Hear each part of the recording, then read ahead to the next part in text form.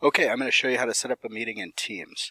If you don't have the Teams app down in your taskbar or on the screen as a desktop, you could always go to the search and just type in Teams, and you're going to choose the Teams app.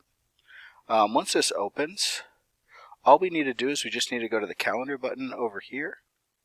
We're going to go in calendar, we're going to go up to new meeting, select new meeting. We'll type in a title for the meeting. We don't need to put any required attendees. We'll do that in a second. We're going to choose a date for the meeting, so I'll choose the 23rd. We're going to choose a time. I'll choose 10 a.m. It defaults to a half-hour meeting, so I'm going to go till 10:30. I'm going to leave it not all day, and I'm going to leave it as does not repeat.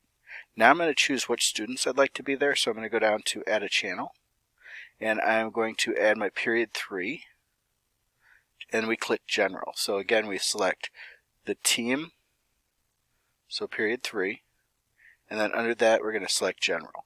That gets the whole group that's in period 3 and has access to your notebook invited to this meeting.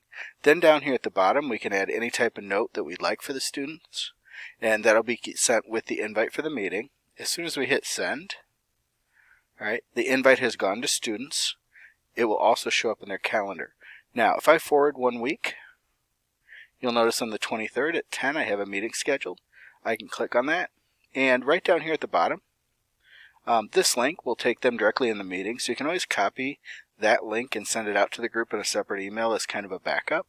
That way they don't have to know how to go to their calendar and join the meeting from their calendar. When we're ready for the meeting, we just click join up here, and that'll take us right in. I hope that was helpful. Don't hesitate to let me know if you have any questions. Thanks.